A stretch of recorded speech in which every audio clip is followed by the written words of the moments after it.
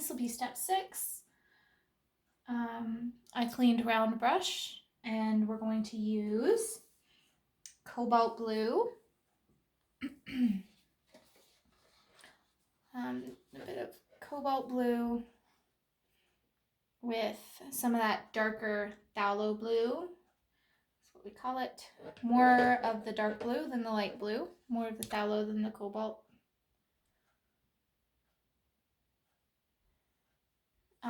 And a bit of black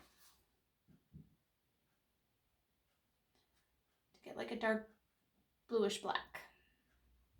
Okay. We're going to add quite a bit of water to this. I just kind of scoop the water and mix it right in to my paint on the palette. And we're just going to paint the thickest, darkest color where the flowers come together. And sort of just a 1/2 inch border along the flowers, and then we're going to come through and make a glaze that comes down across the darker gray part of our canvas.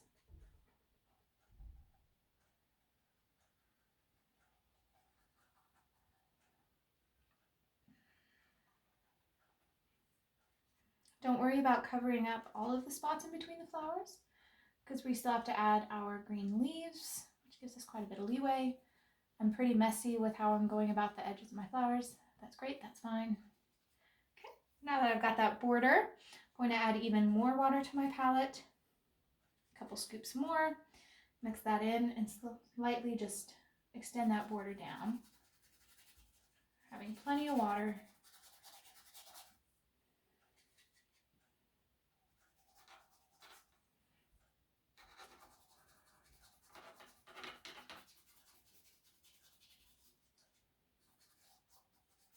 And what I'm actually going to do at this point is set my brush aside and then just take my fingers and sort of pull that color down so I don't see the brush strokes, and it's just kind of a glaze.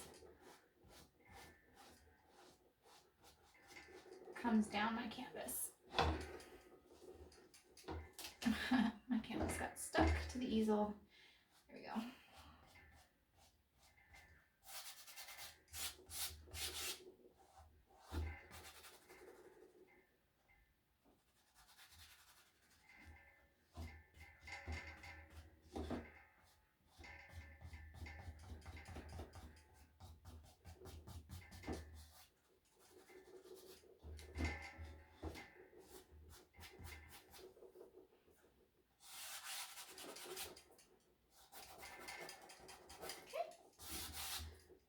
You can always just dip your fingers in a little more water if it's not spreading as well. I love finger painting, tons of fun. Okay. All right, and if you want to go back over with just a little bit of a thicker paint and sort of just make that initial outline that you did, sort of go over that one more time to make that a little bit thicker, so you have kind of a nice darker outline along the border of your flowers. Just smudge and mix in the outer edges so you don't have a thick line that's too dark or obvious. And it, in effect, becomes a shadow under the flower arrangement. Just cover that again.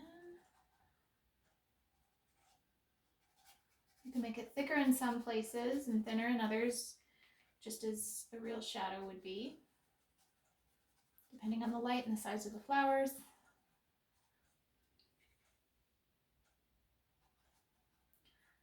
I've done this painting 3 times, and I'm finding out that every time I do it, I get a lot looser with my style.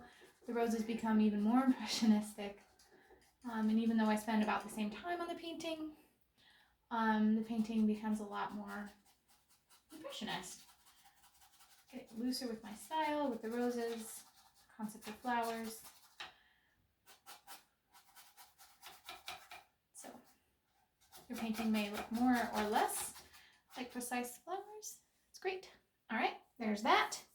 We are going to take a break and let the canvas dry and go ahead and wash out round brush.